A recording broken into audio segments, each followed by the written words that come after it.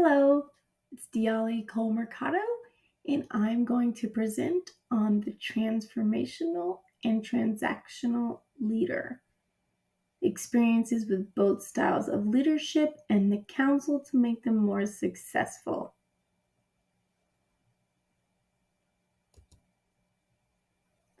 First, I'm going to describe the two leadership styles. So, first on transformational leadership. This is the type of leadership that really appeals to the moral values of followers. The transformational leader will raise the followers' level of consciousness. It will identify with followers, or followers will identify with the leaders. It's going to have followers elevate their maturity, and they're going to have more concern for the well-being of others.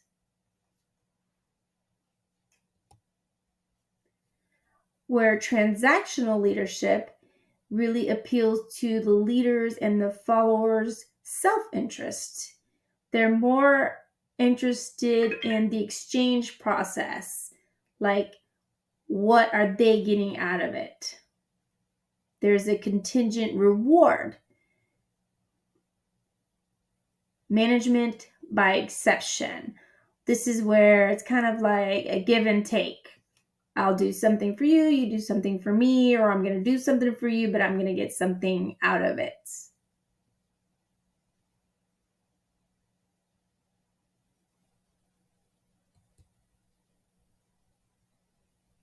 For the transformational leader, I chose Greg Forehand.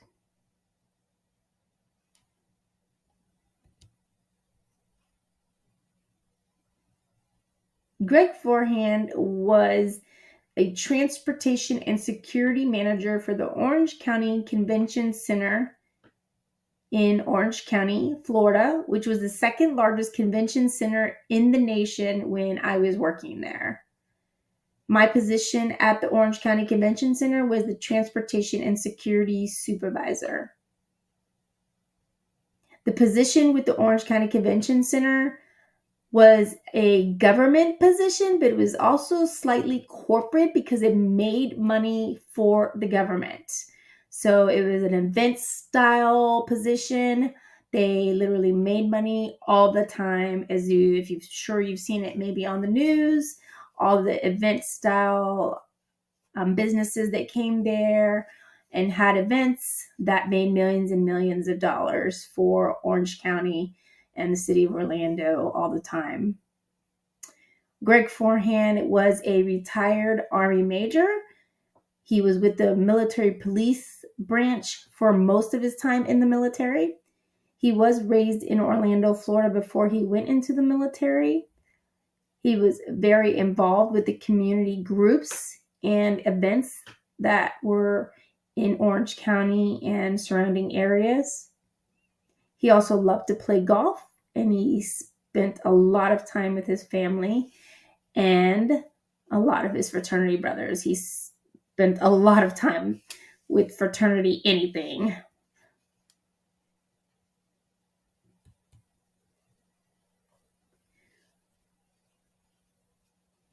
When I started with the Orange County Convention Center, I was leaving law enforcement. When he looked at my resume, he was kind of confused. He said, "Why were you jumping from one job to another?"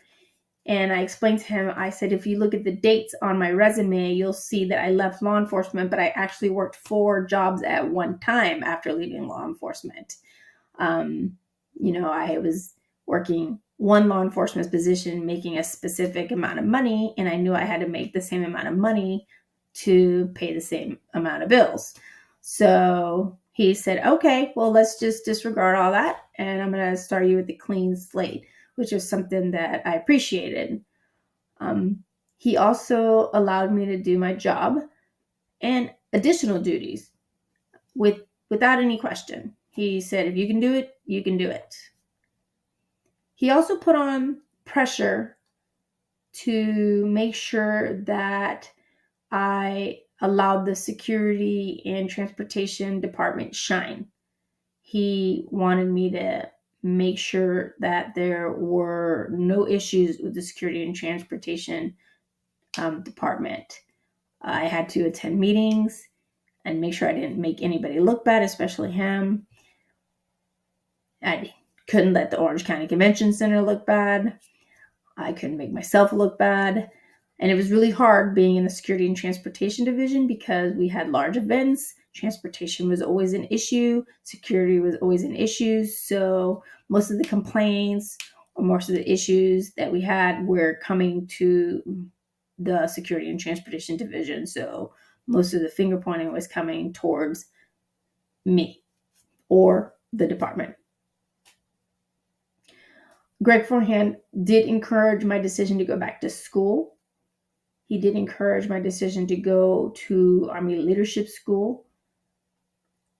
He approved my application for a government leadership course, and he offered me promotion into a new division that was coming into the Orange County Convention Center. Those were some of the things that I admired from him as a transformational leader. We connected really well in that aspect.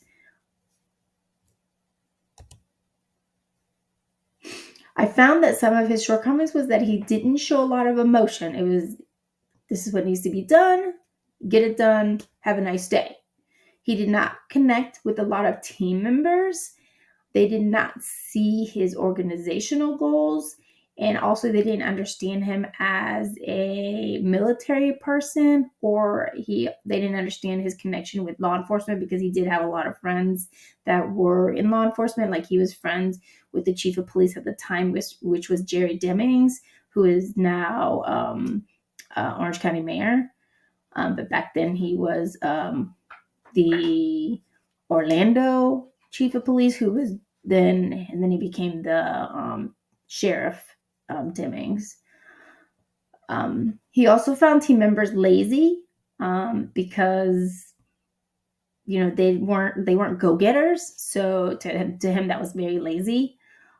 They didn't have personal goals. They didn't go to him and say, "Hey, this is what I want to do with my life. How can you help me get there?" To him, that translated into just being very lazy, and that translated into the work. So if you're being lazy with your life, you're being lazy into work. And he was very blunt about it. So I found that to him, unfortunately, being a shortcoming, because that's how they took it, and then they became very negative. And it did transfer into the workplace.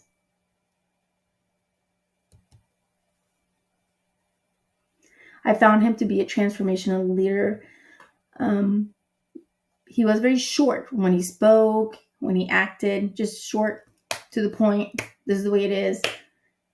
But he did inspire me to do more for the greater good, more for myself, more for the division, more for the convention center as a whole. He laid out what was expected, and he left the door open for growth.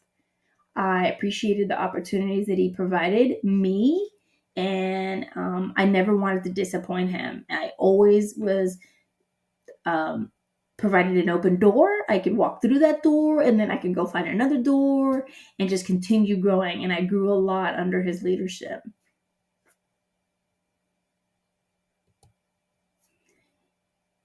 In consultation with Mr. Forehand, I think I would advise him to continue allowing his team members to set goals for themselves for personal growth.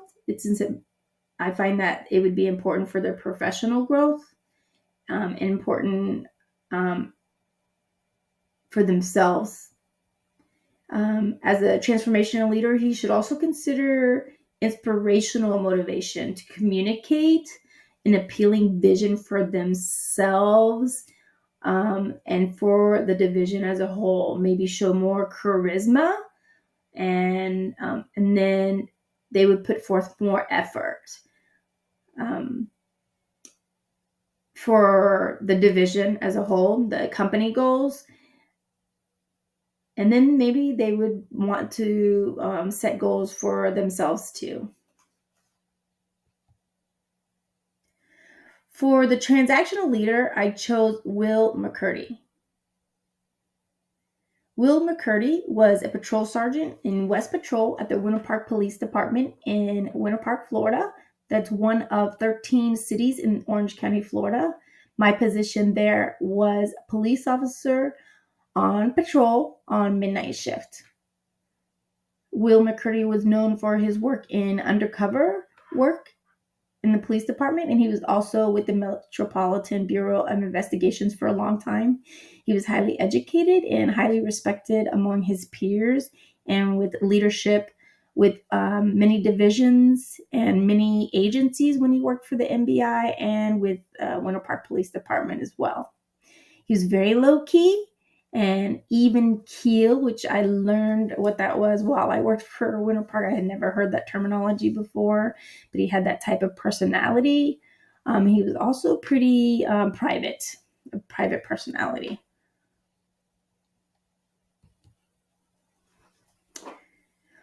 When I started working for Will McCurdy, he advised me that he only wants a high performing team. He was very blunt about it. He held team challenges and expected zero defects. He asked me personally what I was looking for in a leader, which I did appreciate. I told him, hey, just tell me what you want. I'll get it. I'll get it done. He was clearly the kind of leader that I appreciated, that he didn't bash the arrest that I made. And when I had a use of force, he took it as a use of force. I was a small law enforcement officer, female law enforcement officer, and I did have a lot of use of forces with large male suspects, and he took it for what it was and didn't argue with me about it. So that was appreciated on my end, because I did have other supervisors who, for some reason, had issues with that. He knew that I had a goal to work undercover, and he guided me towards that goal and tried to help me get to the point of wanting to work undercover. He allowed me to work special details in place of regular shift as a reward for working hard on the shift. He also submitted me for awards when results were made on the shift. So it was a give and take, make sure I made him look good, make sure I made the shift look good, get the results that he wanted, and then he provided the award. Some of the shortcomings for Sergeant McCurdy: he seemed to care more about his appearance, make sure that he looked good as a sergeant, and make sure that his team looked good. I find that to be a shortcoming sometimes, because I think you need to care about your people a little bit more. And for example, there was a team member who did end up committing suicide. She was concerned about her family wanting to get on day shift. She had a son. She was a single mom. She had a son. She was trying to get on the traffic squad, and she was begging and begging and begging, asking for a transfer. Nobody was helping her. And she did end up committing suicide. It was a really sad time for me, at least. She was a teammate of mine. He did have his favorites on his team. I find that a shortcoming as well. It was very obvious, and everybody knew. And he was a favorite from of the chain of command at the department, and I find that to be a shortcoming as well. I don't think that should be so obvious, but it was. And also a shortcoming is that there was too many games at the workplace, where it was always like, oh, who can make the most arrests, or who can write the most tickets, or who can. Don't get me wrong, I won a lot of those games, but I don't think that should be done on such a regular basis. So I find that to be a shortcoming as well. Will McCurdy was a transactional leader, which did not inspire me emotionally. He would, however, hold the team challenges, would make me want to do my best. I wanted to make sure everybody knew that I could be a good officer, that I could produce for the team, that I could produce for him as a leader, that I could be a good officer on the team, and win awards. And I did. I was provided commendations. I got Officer of the Month, and I could work with the undercover drug division. But I don't believe that that's what it should be all about. If I were to consult Sergeant McCurdy or Mr. McCurdy, I would advise him to connect with his team members on a more personal level. He's very successful in the way he communicates with his team, but I believe that he does get lost in translation with some of his followers due to the way he does some of his challenges. I feel it causes division between teammates and between other squads as well throughout the patrol division. And also, I believe just the demands for expending their time and energy to the leader's success. I just think teammates feel like, hey, we're just doing this for him. What are we getting out of it? I think there's more to, being on a team than just working towards that type of goal where it's just a leader's success.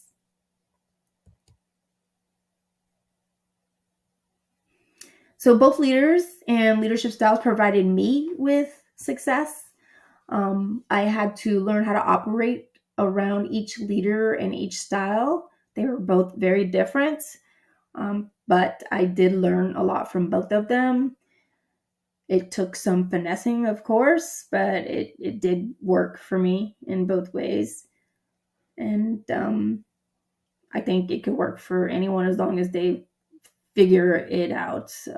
If especially if it's and they were both different type of jobs. One was security and transportation, the other one was law enforcement. You have to figure out what works for you. But anyway, thank you for your time. I appreciate it. Again, my name is Diali Comercado, and have a great day. Thank you.